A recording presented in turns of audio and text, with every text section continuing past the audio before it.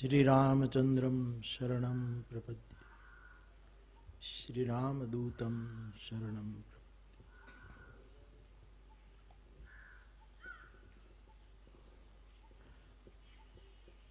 सद्भावना फोरम प्रेरित आ त्रिदिवसीय सद्भावना पर्व में आवेला अपना सौ पूजनीय आदरणीय वडीलों, आप सौ स्नेही भाई बहनों, हम तो डंकेश भाई बेसी गया એટલે ભઈ ગયો, કારણ કે ત્યાંથી આમ આવતા હતા એટલે વક્તા સમજી જતા હતા કે હવે મારે બેસી જવાનું છે, પણ હું મારા શીલનું જતન કરીશ. મને સંજયે કહ્યું કે બાપુ 12:30 સુધી કોઈ ચિંતા નથી, પણ મારે કંઈ કહેવાની માનસિકતા પણ નથી, પણ સૌ પ્રથમ તો હું એક મારી પ્રસન્નતા વ્યક્ત કરું કે સારું થયું. ડંકેશભાઈએ તો કહી દીધું કે નારાયણ બાપા બોલે છે, ઉત્તમભાઈને ભૂલી ગયા, પણ મેં પાછું ત્યાંથી સંકેત કર્યો કે ઉત્તમભાઈને તમે બોલાવો. મને ખબર નહોતી કે શું બોલવાના છે, પણ મને સંકેત મળી ગયો કે જ્યારે એમણે કહ્યું કે બાપુની આંખમાં આંખ પરોવીને બોલવા માંગુ છું, એટલે મેં પુસ્તકો ઓછા વાંચ્યા છે પણ મસ્તકો બહુ વાંચ્યા છે. એટલે મેં તુझे देखूं તું मुझे देख और देखते देखते हो जाए एक. આ ત્રાટક નહોતું, નહીતર આમાં વળી આવા ભયો ઊભા થાય. આ ત્રાટક નહોતું, હા,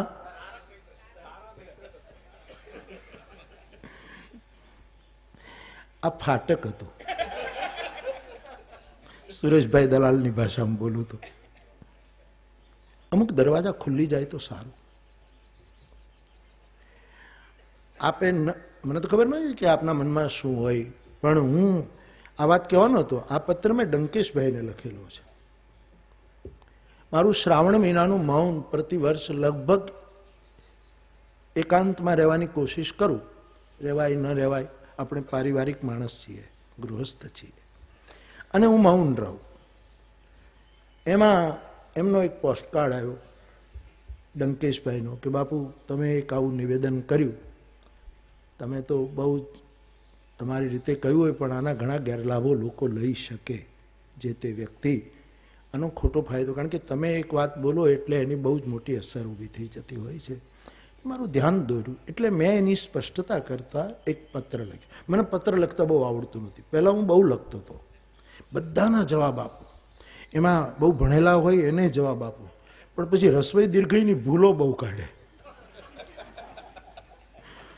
એટલે પછી હું ફોન કરું કે ભાઈ તમારો પત્ર મને મળ્યો, અને વર્ષોથી હું કોઈને લખતો નથી, પણ ત્યારે મને એમ લાગ્યું કે હું ડંકેશભાઈને ખાલી જવાબ આપું. એમાં મેં મારી વાત રજૂ કરેલી કે હું વિચાર્યા વગર કોઈનું કાંઈ બધું સ્વીકારી લેતો નથી, અને આંધળી કોઈની આલોચના પણ કરતો નથી. મારા સદગુરુ ભગવાન, મારા દાદાએ મને થોડોક વિવેક શીખ્યો છે.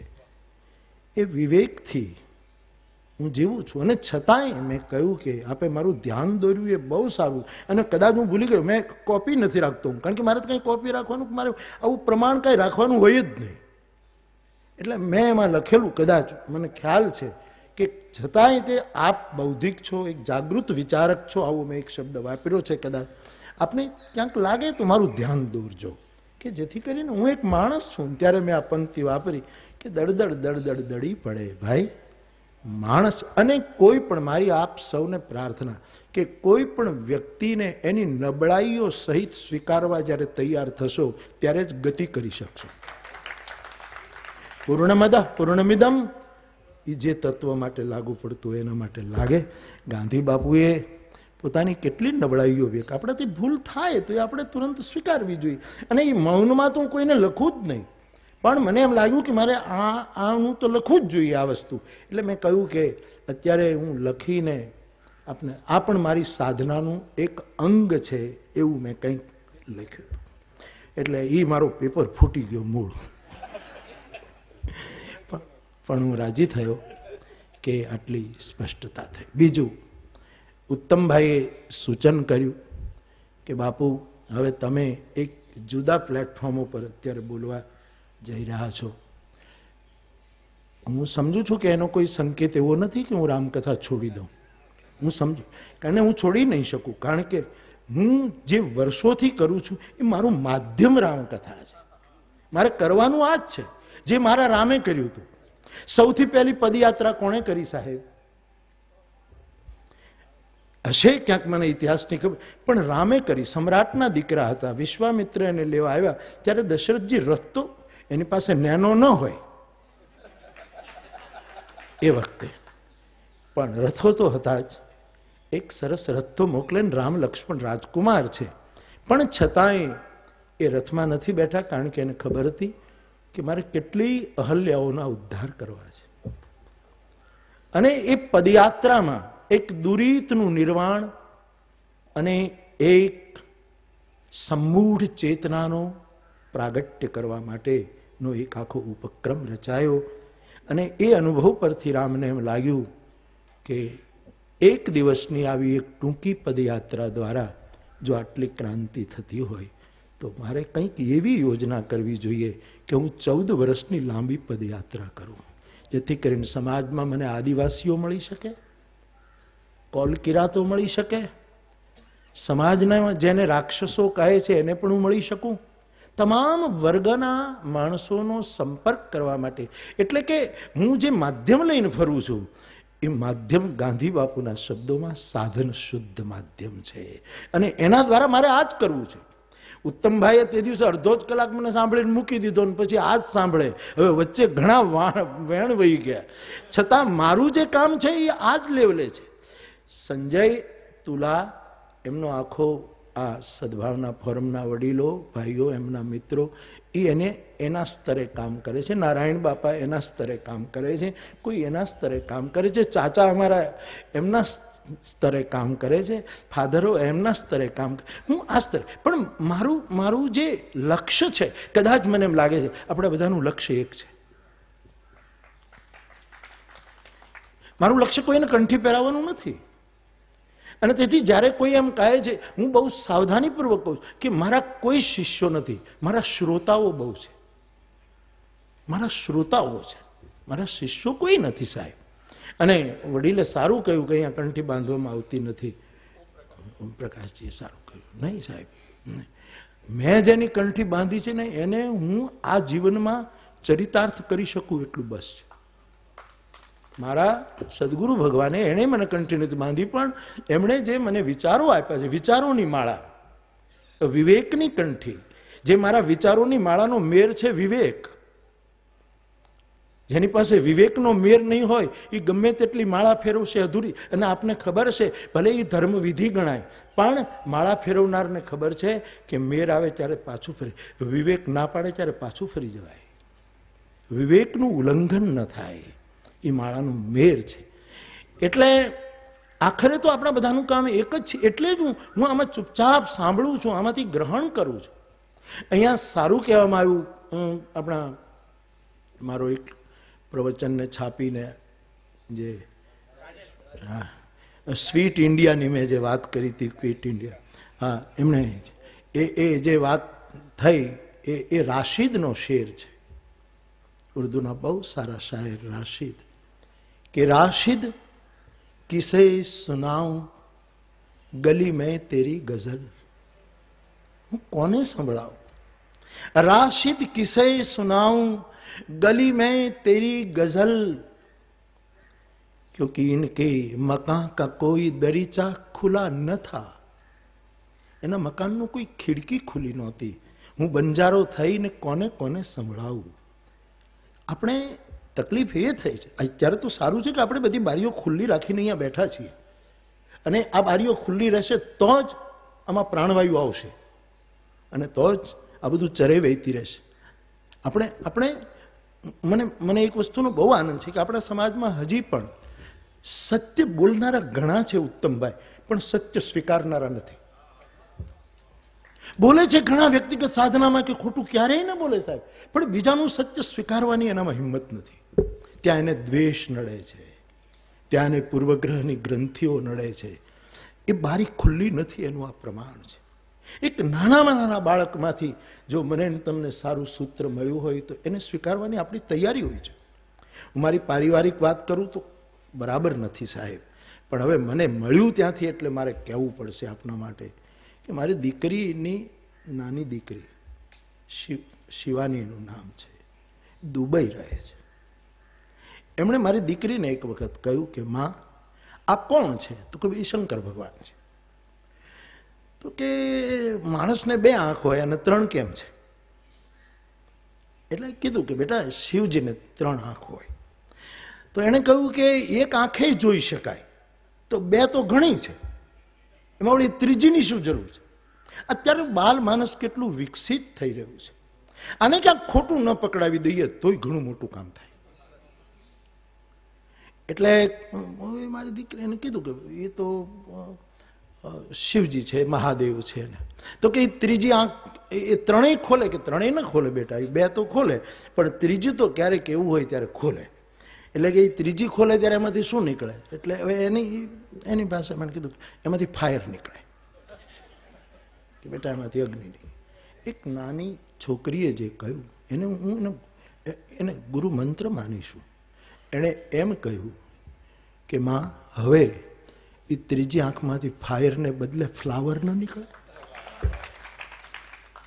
સમાજની ત્રીજી આંખમાંથી ભગવાન કરે હવે ફ્લાવર નીકળે, મહેક નીકળે, સુગંધ નીકળે. આ હું તમે ત્યારે સ્વીકારી શકીએ જ્યારે આપણી બારીઓ ખુલ્લી હોય. આપણને જ્યાંથી પ્રેરણા મળી હોય જીવનના, એ પ્રેરણા સ્થાનને આપણે ભૂલવું ન જોઈએ, એને આપણે સ્વીકારવું જ જોઈએ. નહીંતર આપણે સત્ય બોલીએ છીએ પણ બીજાના સત્યનો સ્વીકાર કરી શકતા નથી. એટલા માટે રાશિદ કિસ્સે સુનાઉં गली में तेरी गजल,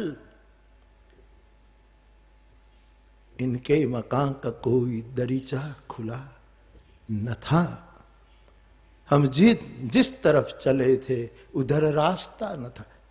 ક્યારેક ક્યારેક આપણે એવા જ્યાં ચાલતા હોય ત્યાં રસ્તો જ ન હોય અને આપણે ભટકી જતા હોય તો બાપ આપણે આપણા દ્વારો ખુલ્લા. અને એટલે જ કદાચ આ તો અત્યારની વાત નથી, હું અત્યારે આપની દ્રષ્ટિએ આપને મારો વિકાસ જણાતો હોય એ મારું સદભાગ્ય, આપની શુભકામના. પણ હું જ્યારથી બોલું છું ત્યારથી કહું છું કે મારી કથા ધાર્મિક સંમેલન નથી. મારી કથા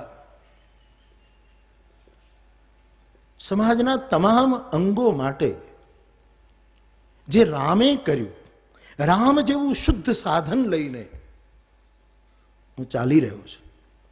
અને એ ત્યારે સંભવ બને. હવે મારા વિચારોની સાથે ઘણાને તકલીફ હોઈ શકે, હું બધાના વિચારોની સાથે હું પણ એમાં હાયા કરી નાખું એવું પણ ન બને, અને એ વખતે હું તમને ન ગમું એવું પણ બને. પણ સત્ય સ્વીકારવું. આ મને મેકવાન બાપા ગમે, મને નારાયણ બાપા ગમે, મને ચંદ્રશેખર બાપા ગમે, મને ઉત્તમભાઈ ગમે, મને સંજય ગમે, મને સત્યકામ ગમે, મને ડંકેશભાઈ ગમે, મને આ બધા જ કારણ કે હું આ કોઈ મારી ઓલી નથી કરતી, પણ હું જ્યાં સુધી સમજું છું, મને માણસ છું ભાઈ, દળી પડે એવું બને, પણ હું જ્યાં સુધી સમજું છું ત્યાં સુધી મારા જીવનના દરવાજા મેં ખુલ્લા રાખ્યા છે કે મને જ્યાંથી શુભ મળે એને.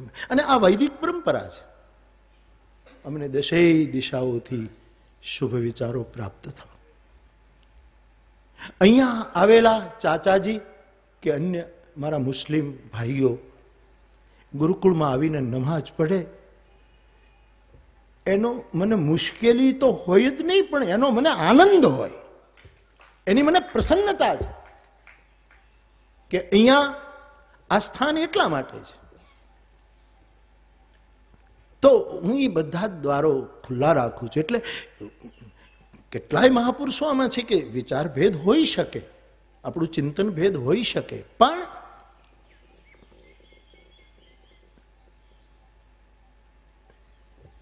વિચાર આપનાર કરતા વિચાર ક્યાંથી આવ્યો એ હૃદયને ટંટોળવાની હું કોશિશ કરું છું.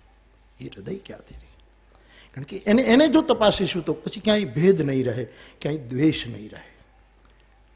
મને એક શેર યાદ આવે છે, કિશન બિહારી નૂર સાહેબનો, અત્યારે નથી નૂર સાહેબ, બહુ સરસ શેર છે.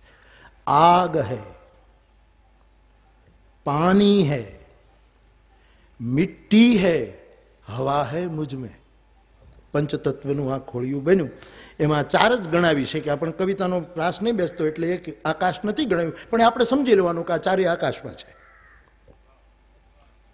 આગ હૈ, पानी है, मिट्टी है, हवा है मुझ में,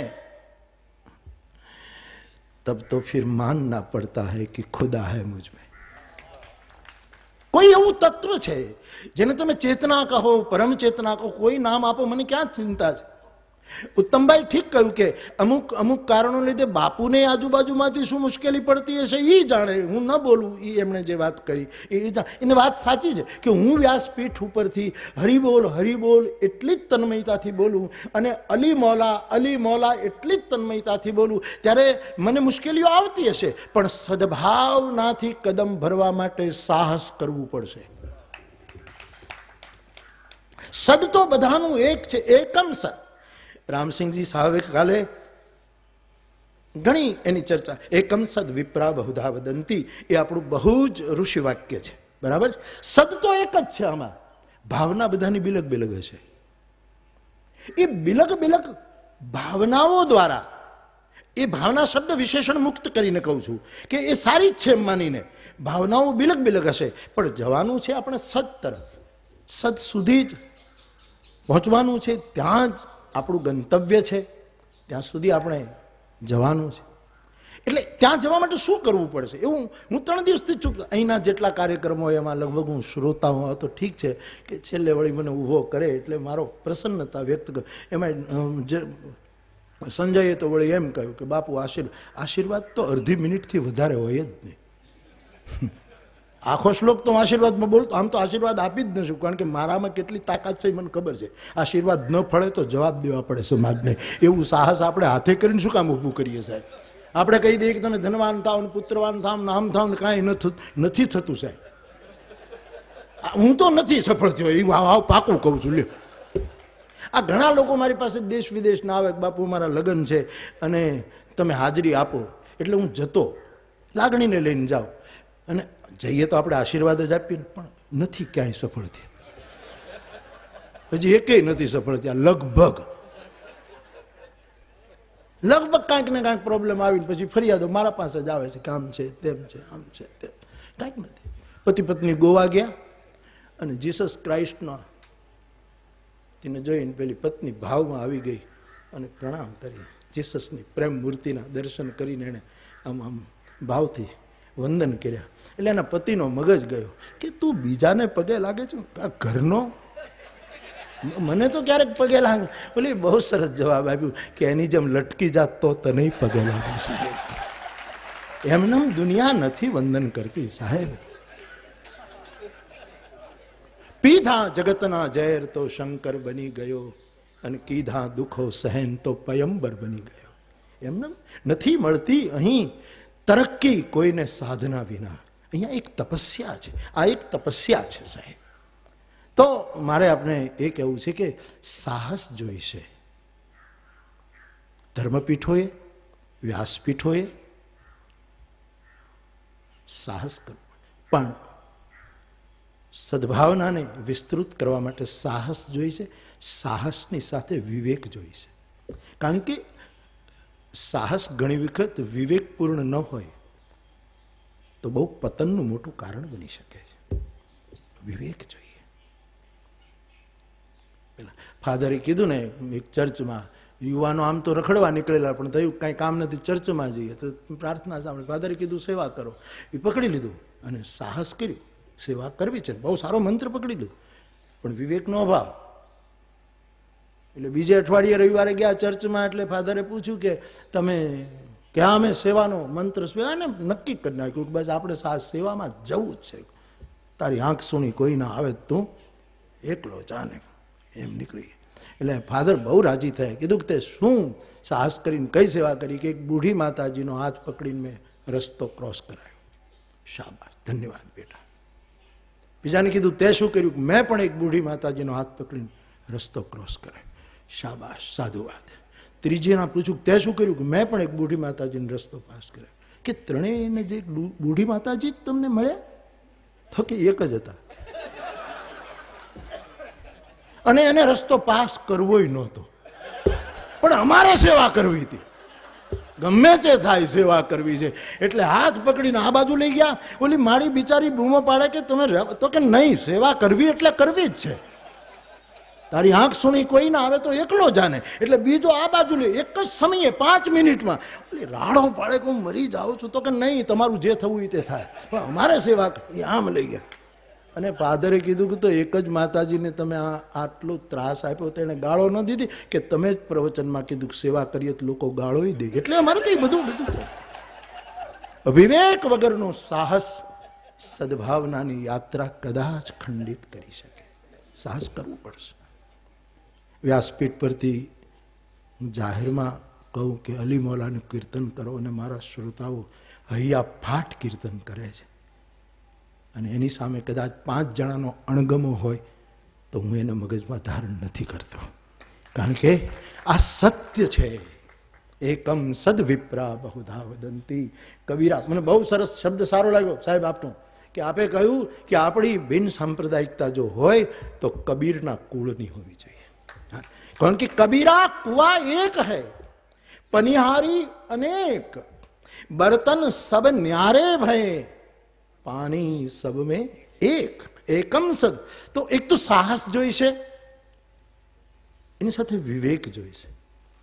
અને વિવેક જ્યારે આપણે રાખીએ ત્યારે એના નબળા સારા બંને પાસા આપણે જોવા પડે. અને એમાં જો આપણે ડરપોક હોઈએ ને તો પાછા પડી જઈએ. એના પછી નિર્ભયતા જોઈશે. નિર્ભયતા બહુ જ જરૂરી છે.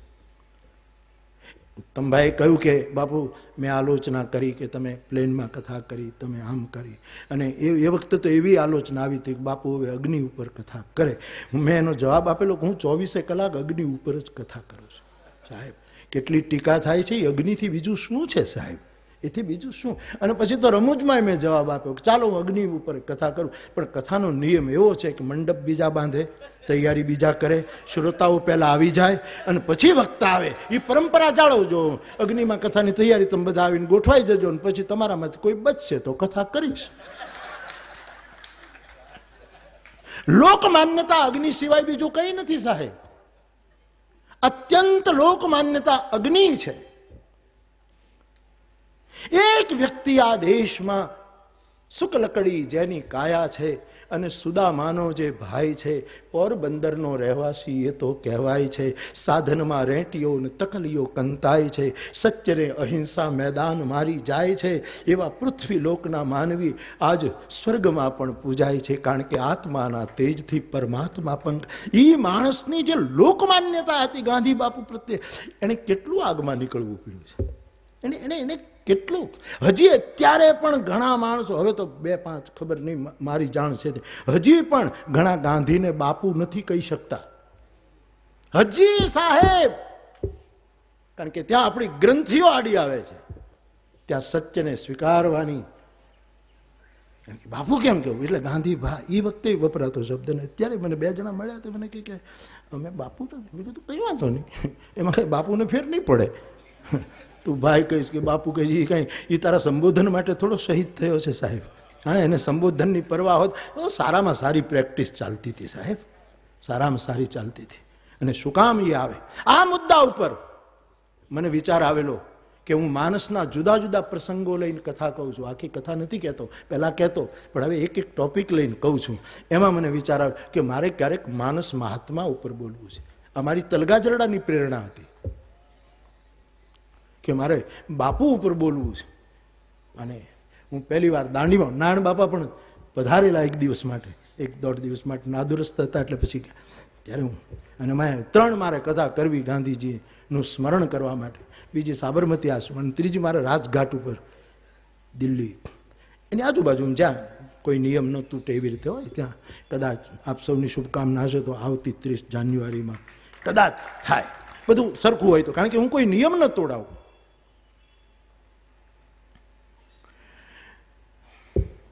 બહુ જ આદર સાથે, સલામ સાથે કહું કે કાલે મૌલાનાએ કહ્યું કે બાપુએ કપાળમાં ચંદનનું તિલક કર્યું. નહીં સાહેબ, હું કોઈનું ધર્મ થાય એવું કોઈ દિવસ ન કરું, નહીં.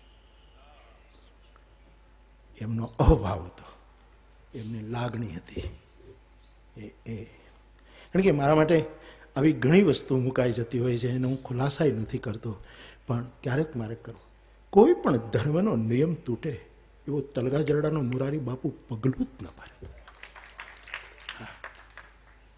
આ માળા ન લજવાય, મારી કંઠીનું લજવી ન, એટલે એમની લાગણી હતી એટલે એમણે એ વ્યક્ત કર્યું. ને મેં પણ એ તો સારા અર્થમાં, અને એમણે તો મેં તિલક કર્યું હોય તો એમણે તો કેટલા સરસ અર્થમાં લીધું કે પ્રેમથી કોઈ કીચડ મારા માથા ઉપર રાખે તોય મને, તો બાપુએ તો તિલક કર્યું. પણ અમુક લોકો એવો અર્થ કર્યો ને કે હિન્દુ કરી દીધા કે આમ કે નહીં, એવો ખોટો, એમને કેટલું સહન કરવું પડ્યું છે. પણ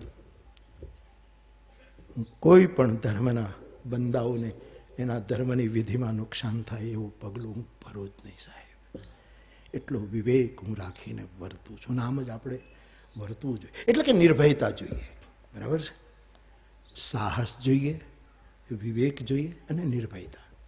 એ નિર્ભયતા હોય, 5 જણા બોલે એમાં શું કરીએ, થાય બોલે.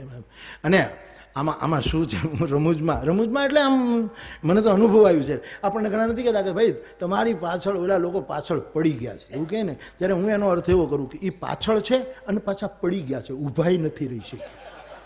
એક તો નક્કી થઈ ગયું કે આપણી પાછળ છે, એક તો એ નક્કી થઈ ગયું, અને પાછા આપણે તો ઉત્તિષ્ઠત જાગ્રત પ્રાપ્ય વરાન નિબોધ ક્ષુરસ્ય ધારા નિશિતા દુરત્યયા દુર્ગમ પથસ્તત કવિઓ વદંતી.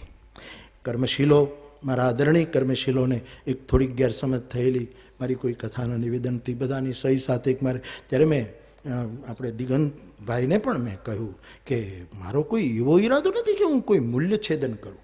હા, અમુક વસ્તુની મને જાણકારી ન હોય, પણ એનાથી તમને પેલું થયું હોય તો કંઈ એનો અર્થ પહેલો નથી કે હું કોઈ એવી રીતે અંદર વહું. મેં એમને પણ ખુલાસો રૂબરૂ કરેલો, એવો ખુલાસો કરો, બધા રાજી થયા. આવું ક્યારેક તમને એવું થાય ને, આડાવડું કંઈક કોઈક સમજાવે કંઈક થાય તો મને રૂબરૂ ફેસ ટુ ફેસ, આંખમાં આંખ નાખીને વાત કરી લેવી સાહેબ.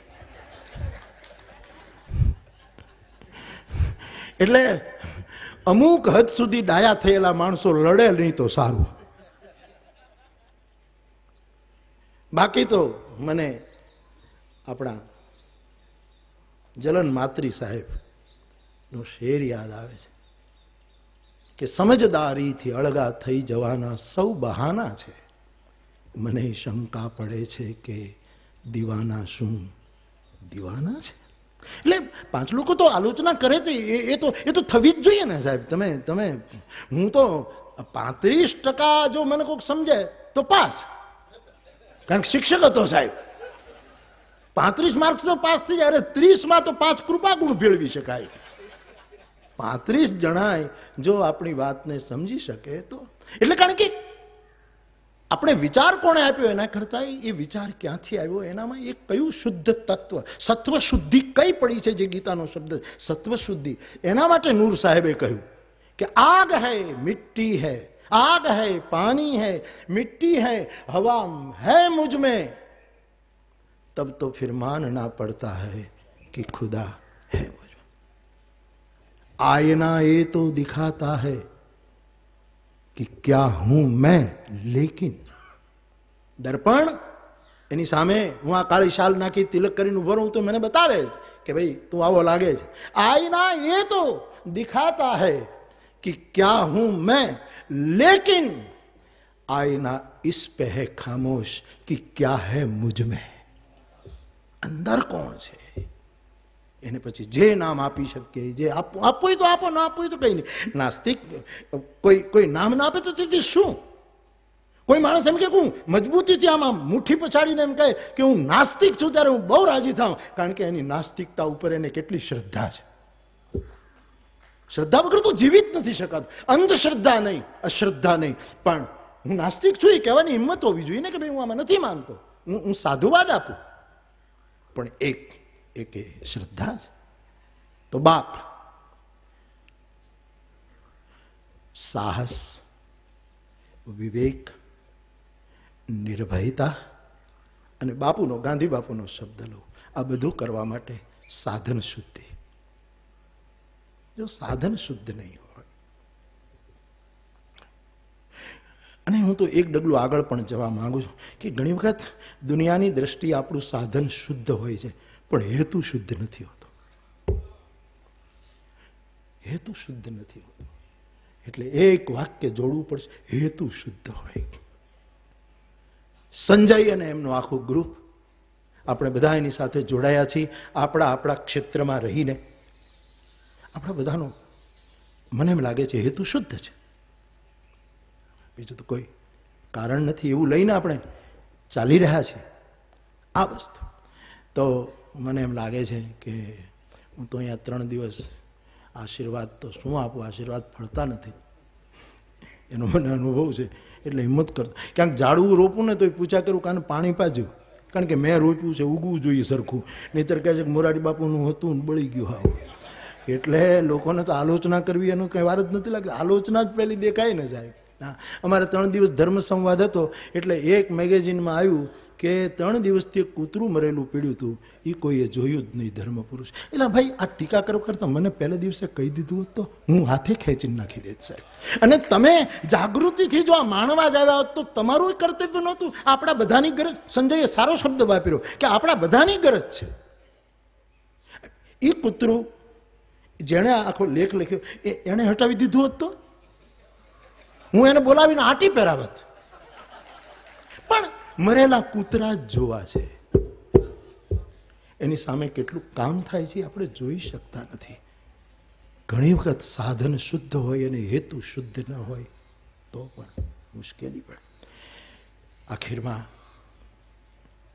ગીતાનો એક શ્લોક છે, ડંકેશભાઈ, કર્મશીલની વ્યાખ્યા છે, યતયઃ સંશિત વ્રતા. આવા યોગીઓ કઠિન વ્રતો, આવા યત્નશીલ માને કર્મશીલ, યતયઃ સંશિત વ્રતા, એ કઠિન વ્રતધારી છે. મને બહુ આનંદ થાય છે કે અત્યારે મને એવું લાગે છે કે અહીંયા અને એક વચ્ચે મારો વિચાર પણ કહી દઉં કે અમુક વસ્તુઓ જે થઈ ગઈ છે એ હવે આગળ આપણે ભૂલીને હવે આપણે આગળ ક્યાં જવું છે એનો વધારે વિચાર કરીએ. લોકમાનસને અમુક વસ્તુ યાદ આપીને એને કુદેર્યા. હા, એના કારણો તપાસીએ, આવું ન થવું જોઈએ.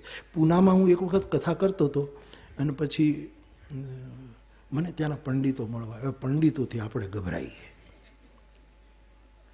એમ કીધું હું તો પછી મૌન જો ને આમ મારે કંઈ બોલવાનું હોય જ નહીં. એટલે બધા કેટલા વિદ્વાનો મારા તરફ વાત્સલ્ય લાગણીથી આવેલા બધા બેઠેલા. અને પછી અંદર એવી ચર્ચા કરે ને, પૂના તો વિદ્યાનું એક મોટું કેન્દ્ર સાહેબ, એટલે એવા ગ્રંથોના અભ્યાસીઓ આવ્યા બધા. અને કહે કે આપણે એક દિવસ નહોતી વાત થઈ કે ભાઈ રામસિંહ સાહેબે જ કહ્યું કે આર્યો ક્યાંથી આવ્યા ને આમથી આવ્યા ને આમ આવ્યા ને આ બધી બહુ ચર્ચા ચાલી. એમાં થોડો મીઠો કલહ પણ થયો કે અહીંયાથી આવ્યા ને હિન્દુ ધર્મ આમ થયું આમ થયું, એ બધું બહુ ચાલ્યું. પછી મને 1 કલાકની ચર્ચાને પછી મને કહે કે બાપુ, મેં કીધું શું આમાં તો હું કાંઈ નથી, આમાં મારો અભ્યાસ નહીં, મારું આ ક્ષેત્ર નહીં, હું આમાં કંઈ ના બોલ્યું. હું તો તમે કંઈક મને સત્ય સમજાય તો સ્વીકારું અને મારા જીવન માટે ઉપયોગ કરું, બાકી હું આમાં કંઈ બોલી જ ન શકું. હું 3 વખત નાપાસ થયેલો મેટ્રિકમાં માણસ છું અને હું આ કંઈ મારું ક્ષેત્ર જ મેં હૃદયથી, કારણ કે મારું ક્ષેત્ર જ નથી. લાયકાત વગર આપણે અભિપ્રાય કેમ આપી શકીએ? એટલો ત્યારે આપણા દેશમાં અમુક ક્ષેત્રો એવા છે કે એમાં લાયકાત વગર ગમે ત્યાં જઈ શકાય, બેસી શકાય. બાકી તો માણસ લાયકાત વગર કામ જ ન કરે ને સાહેબ. મેં કીધું બાપજી મારું હું વિનંતી કરું, હું તમારા બાળક છું, એટલે આ 30 વર્ષ પહેલાંની વાત. મેં કીધું હું આમાં કંઈ ન, તો કે નહીં બાપુ તમારી પાસે આ ચર્ચા તમારે. એટલે મેં કીધું હું તો એટલું જ કહીશ કે આપણે ક્યાંથી આવ્યા એ બધું મૂકી દો ને, હવે ક્યાં જવાનું છે એ નક્કી કરવાના સાહેબ. આપણે ક્યાં જવું છે, આપણે ક્યાં જઈ રહ્યા. એટલે અમુક વસ્તુના નિરાકરણો થવા જોઈએ, આલોચના પણ થવી જોઈએ, પણ એક પોઝિટિવ વિચારતા એ બધા અધ્યાયોને પેલું કરતાં આપણે એક આગળનો એક નવો અધ્યાય કરવો જોઈએ. તો અહીંયા જે થયું એમાં મને એમ લાગે ગીતાનો કર્મશીલની વ્યાખ્યા થોડીક ચરિતાર્થ થઈ. દ્રવ્ય યજ્ઞ, તપો યજ્ઞ, યોગ યજ્ઞ તથા પરે સ્વાધ્યાય જ્ઞાન યજ્ઞાશ્ચ યતયઃ સંશિત વ્રતા. કર્મકાંડમાં જે યજ્ઞો ચાલે છે એની ગીતાકારે વાત ન કરી. એક એવો યજ્ઞ કર્મશીલો કરે છે, વિચારકો કરે છે, બૌદ્ધિકો કરે છે, આપણા બુઝુર્ગો, આપણા વડીલો આટલી ઉંમરે પણ આમાં સામેલ થઈને આ બધું કરે છે. એ મને એમ લાગે છે કે આ સદભાવના પર્વ એ દ્રવ્ય યજ્ઞ છે.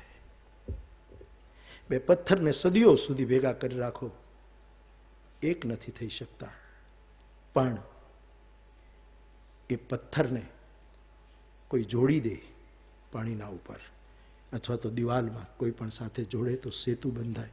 બે લોઢાના ટુકડાને ભેગા રાખીએ તો કંઈ નથી, પણ જો એને આગમાં પેલું કરો અને એ દ્રવીભૂત થાય તો ભેગા. મને એમ લાગે આ દ્રવ્ય યજ્ઞ થયો છે. અહીંયા બધા ભેગા થયા છે. અહીંયા ફાધરો છે, અહીંયા મૌલાનાઓ છે, અહીંયા હિન્દુ ધર્મની વાત કરનારા છે, અહીંયા બાપુની વાત કરનારા અધિકારી વક્તાઓ છે. આ એક દ્રવ્ય, અહીંયા આપણે બધા દ્રવીભૂત થયા છે. કેટલા વક્તાઓ, એમાં મૌલાના સાહેબ તો ખાસ બોલતા હતા ત્યારે એકદમ દ્રવીભૂત અવાજમાં એ વખતે. અને કદાચ આપણા હૃદય તો દ્રવ્ય જ છે સાહેબ, ચોક્કસ દ્રવ્ય. આ આપણો દ્રવ્ય યજ્ઞ છે. પેલા યજ્ઞો મોટા દ્રવ્યથી થાય એ અર્થમાં ગીતાનો યજ્ઞ નથી. આ પીગળવાનો યજ્ઞ છે. આપણે થોડાક પીગળીશું. આપણે ક્યાં સુધી આમનામ રહીશું? આપણી ગ્રંથિઓમાં, આપણા પૂર્વગ્રહોમાં, આપણા અહંકારોની ગ્રંથિઓમાં દ્રવવાનો. અમારો એક સાધુ અહીંયા 1-2 વખત કૂદીને, અમારા શ્રોતા છે મહાત્મા, આમ ઋષિકેશમાં સાધના કરે એ આમાં છે, અને 1-2 વચ્ચે અભિપ્રાય આપવા પણ આવ્યા. એણે મુંબઈમાં કામ શરૂ કર્યું કે બસ આપણે બધા એક થઈ, એકલો ફરે મહાત્મા, અને એમાં આપણે બધા એક સ્લોગન એણે નક્કી કર્યું કે આપણે બધા એક છીએ. અને પછી એમાં લખ્યું કે શૈતાનોને ઓળખીએ, એવું લઈને ફરે. એટલે મને બતાવ્યા. મેં કીધું नहीं अभी जरूर मैं कह दिया ना, दिखाने की कोई जरूरत नहीं, आपने रखा है. तो मैंने કહ્યું કંઈક સુધારવું છે બાપુ. મેં કીધું સુધારો એટલો કરો, શૈતાન શબ્દ કાઢી નાખો. ધર્મનું કામ કરવું તો શૈતાન શબ્દને ભૂલી જાઓ. ધાર્મિકને શૈતાન દેખાવો જ ન જોઈએ. રાબિયાએ કહ્યું હતું, સૂફી સંત રાબિયાનું આ વાક્ય છે કે જ્યારે એને કહેવામાં આવ્યું કે આ શૈતાન સે નફરત કરો, એના ઉપર તમે ચોકડી કેમ મૂકો? ચૂંकि मैं इतनी हद तक पहुंच चुकी हूं प्यार में कि शैतान मुझे दिखता ही नहीं. सकल लोक में सहुने वंदे निंदा न करे કે આ દ્રવ્ય યજ્ઞ છે, રૂપિયાનો યજ્ઞ નથી સાહેબ. રૂપિયાનું કોઈ મૂલ્ય નથી. રૂપિયો એટલે શું? હા, એની જરૂર મને મારા ભેડા સાહેબ કહેતા હતા સવારે કે બાપુ ગાડીમાં પેટ્રોલ નાખીએ ને એટલું જ રૂપિયાનું મહત્વ છે, બાકી ગતિ તો કોની સાથે કરીએ છીએ એનું મહત્વ છે. આ દ્રવ્ય યજ્ઞ એટલે આપણે એકાબીજા માટે સમજીએ, આપણે આપણા હૃદયના પૂર્વ ગ્રંથિઓ મૂકીએ. અહંકાર, કેટલા મહાપુરુષો આપણે ત્યાં અત્યારે પણ છે. આ ગ્રંથિઓ છૂટે તો બહુ મોટું કામ થઈ જાય સાહેબ. ગ્રંથો બહુ રાખ્યા, ગ્રંથિઓ ન છોડી, નિર્ગ્રંથ ન થાય. દ્રવ્ય યજ્ઞ, તપો યજ્ઞ, આ તપ યજ્ઞ છે, આ તપ છે.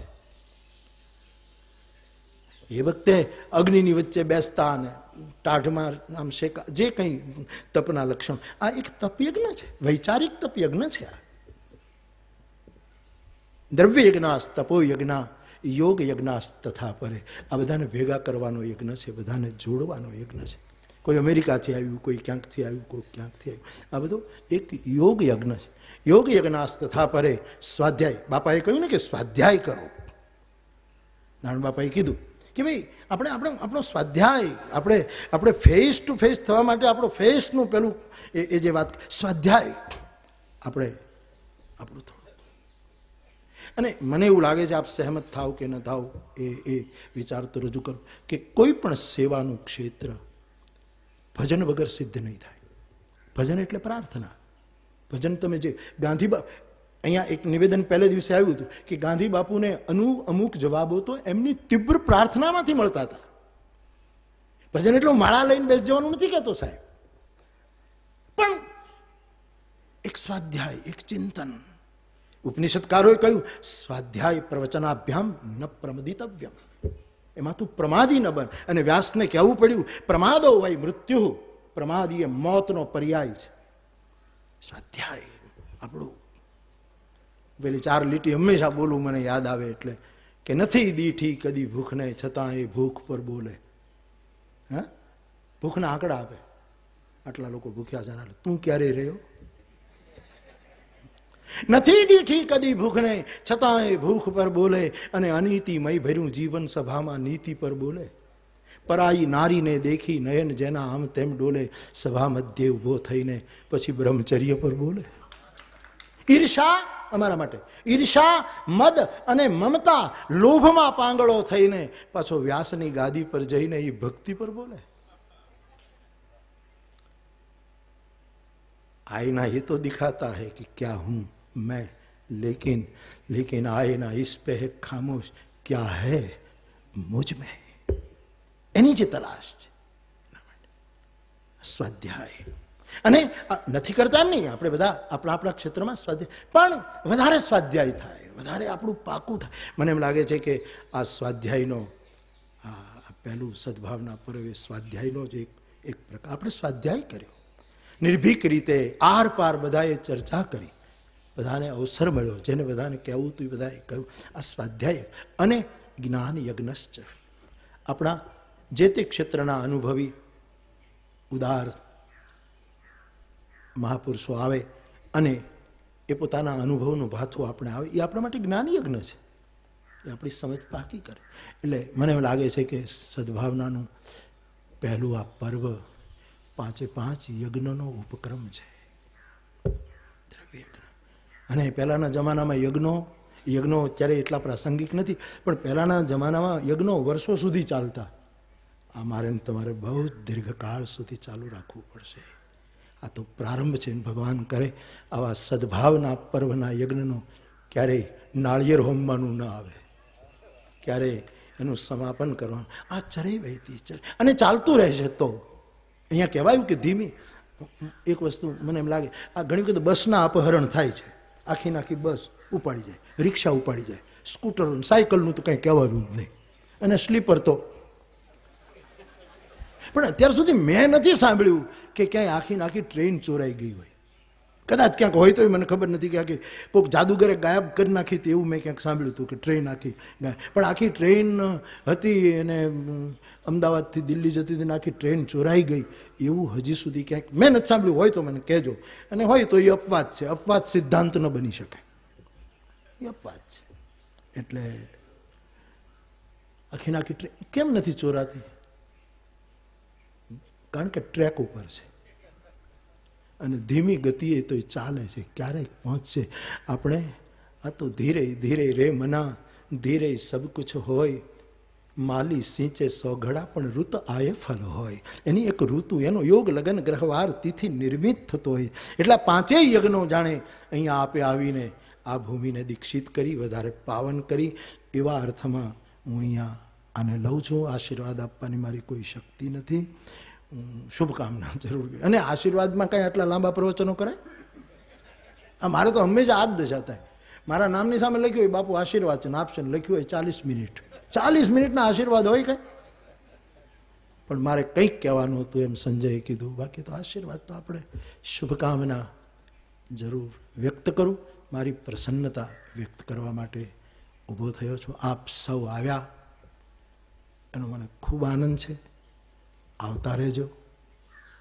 આ તમારું આમ કહેવા ખાતર નથી કહેતો સાહેબ આ, અને મારા શબ્દોને જો ખાલી ઔપચારિકતા ગણશો તો કદાચ તમે ભૂલ કરી છે એમ નહીં, પણ તમે કદાચ સાચા નથી. આ ઓલી સાંસદી ભાષા બોલવી પડે આપણે. કોઈને એમ ન કહેવાય કે તમે ખોટા છો, એવું ન કહેવાય, પણ તમે સત્ય નથી એવી ભાષા બહુ જ હૃદયથી આવકારો છે. તમારા મનમાં જે ગ્રંથિઓ હોય એ લઈને આવજો. મોરારી બાપુ માટે જે વિચાર થાય એ તમે ટૂંક કહેજો, સાહેબ આમાંથી જ કંઈક નીકળશે. વાહ વાહ કરવાની કોઈ જરૂર. મને આ ભેડા સાહેબ સવારમાં મારી સાથે વાત કરતા હતા ને અમારો એક શ્રોતા આવ્યો ને એણે દંડવત કર્યો, એટલે એનું તરત જ ધ્યાન ત્યાં ગયું. મને કે બાપુ આ તમને ગમે છે? મેં કીધું ભાઈ મને ગમે શું નથી ગમતું એ હવે કેમ નક્કી કરવું સાહેબ, પણ એટલું જાણું છું કે આવ્યો એટલે પગે લાગશે, એના પહેલાં મારો આત્મા એને ઢળી પડે છે, એટલું હું પહેલાં કરું. કારણ કે શરીરની એક્સરસાઇઝ એ કોઈ ઉપાય નહીં. હું લંડન જતો હતો ને એટલે મારી સાથે એક છોકરો, અને એમાં સવારે લંડન અડધો કલાક બાકી ઉતરવા, એમાં એક અંગ્રેજ એ આમ દંડવત કરે.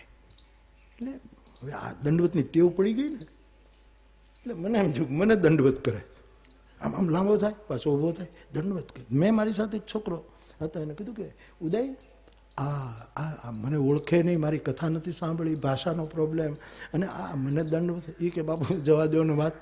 મેં કીધું નહીં તું ખુલાસો. હવે એ છોકરાને એમ થયું કે બાપુને કેમ કહું. મેં કીધું તું જે હોય સત્ય કે હું સ્વીકારી લઈશ. એ દંડવત નથી કરતો, એક્સરસાઇઝ કરે. એને સવારમાં ટેવ છે એક્સરસાઇઝની. હવે આ દુનિયા એક્સરસાઇઝ કરતી હોય આપણે એને માની બેઠીએ છીએ. દુષ્યંત કુમાર સમર શેખર સાહેને કાલે યાદ કરેલા દુષ્યંત, મને તમામ जिस्म मेरा बोझ से दोहरा हुआ होगा. મારું મજદૂરી કઈ કરીને બોજને લીધે મારી કમર વળી ગઈ હશે. સમાજની કેટલી કમરો વળી ગઈ છે સાહેબ. અહિંસાનો જન્મ કરુણા વગર નહીં થાય. કરુણાની કુખે જન્મ છે અહંતા. બાપાએ હમણાં કહ્યું કે એક અપવાદ પૂરતી પણ હિંસા એને ખપતી નથી. મને ગમ્યું, હું પણ કહીશ. મેં કેટલી વખત કહ્યું છે કે ધર્મ સંકટ આવે તો પણ અસત્યનો આશ્રય ન કરવો. 21મી સદીમાં સત્ય સત્ય જ રહેવું જોઈએ. અમુક જે છૂટો આપી છે છૂટો પણ સત્યનો કોઈ વિકલ્પ ન હોય, અહિંસાનો વિકલ્પ ન હોય. અને ત્રીજું સૂત્ર, અમુક સમયે કરુણા છોડવી પડે નહીં, કરુણાનો કોઈ વિકલ્પ ન હોઈ શકે. કરુણા જ રહે. એને કેમ મૂકે? અને કરુણા વગર અહિંસાનો જન્મ નહીં થાય, પ્રેમ વગર ત્યાગનો જન્મ નહીં થાય, અને સત્ય વગર કોઈ દિવસ અભયનો જન્મ નહીં થાય. સત્યમાંથી સદૈવ અભય જન્મે. ગાંધી બાપુનું અભય ક્યાંથી આવ્યું? એની સત્યમાંથી આવ્યું સાહેબ. કોઈના બાપની તાકાત નહોતી એનો ગાંધી બાપુના વિચારોનો વિરોધ કરી શકે, પણ એના સત્યની વાત આવે ત્યારે ભલભલા ઢીલા થઈ જતા હતા કે આ માણસના સત્યની આગળ કંઈ બોલી શકાતું નથી. તો કરુણાનો કોઈ વિકલ્પ. કરુણા બાલમજૂરીની વાત કરી. હું તો મારે એક અમરેલીનો એક છોકરો પ્રણવ પંડ્યા, એની એક કવિતા છે કે તમે પરાણે ભગવાનના મંદિરમાં બાળકને પરાણે પ્રણામ કરો ને, એ બાલમજૂરી છે. જો બાલમજૂરી ગુનો હોય તો ગમે ત્યાં છોકરાને પરાણે પગે લગાડવું એ પણ બાલમજૂરીનો ગુનો. મને વિચાર બહુ ગમ્યો. દરેક ક્ષેત્રમાં સંશોધન થવું જોઈએ સાહેબ. તો તમામ जिस्म मेरा बोझ से दोहरा हुआ होगा. मैं सजदे में नहीं था जनाब, आपको धोखा हुआ होगा. ये सजदा नहीं था, ये मेरी नमाज नहीं थी. मारी कमर મજૂરી કરી, અભાવગ્રસ્ત જીવન જીવી, દલિત જીવન જીવી, વંચિત રહી, અને મારી કમર તૂટી ગઈ છે. અને તમને એમ લાગે છે કે હું તમને પગે લાગુ છું? જનાબ મેં સજદે મેં નહીં થા, જનાબ આપકો ધોખા હુઆ હોગા. આ કરુણા જેથી વધારે, એટલે કરુણાનો કોઈ દિવસ વિકલ્પ ન હોઈ શકે. અહિંસાનો કોઈ વિકલ્પ. હિંસા કોઈ પણ રીતે થવી, હા જરૂર મૂળ એના કારણો આપણે શોધીએ અવશ્ય. અને સત્ય માટે પણ મારી દ્રઢ માન્યતા છે કે ગમે તે પરિસ્થિતિ. ઘણી વખત લોકો એમ કે ભાઈ અમુક સમયે આપણે ત્યાં સ્મૃતિઓમાં અને બધી જગ્યાએ એવું આવ્યું કે ભાઈ અમુક જગ્યાએ ખોટું બોલવાનું છું. હું એને નથી સ્વીકારતો, કોઈ જગ્યાએ ખોટું નહીં બોલવું જોઈએ. પણ એની સાથોસાથ શરત છે, સાચું બોલનારાએ બહુ જ ગ્રંથિ મુક્ત થઈ અને બીજાનું સત્ય સ્વીકારવાની તૈયારી રાખવી પડશે. આવું આપણે કરીશું તો હું બહુ મારો રાજીપો વ્યક્ત કરું છું. આપ સૌ આવ્યા, મારા પ્રણામ. આપ આજે વિદાય લઈ રહ્યા છો પણ એટલા માટે કે પુનરાગમનાય છે, એ પાછું આવવા માટેની પહેલી છે.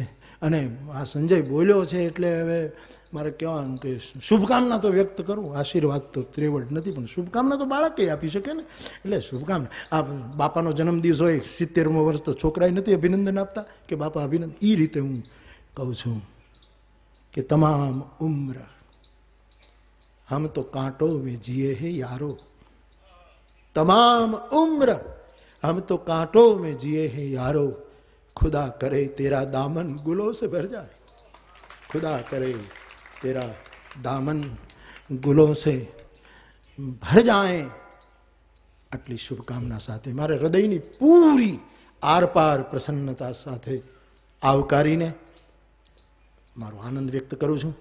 આ ગુરુકુળનો આવો સદુપયોગ થયો એના માટે પુનઃ એકવાર મારી અને સંજય, તું બોલ્યો એને વધારે દોરો.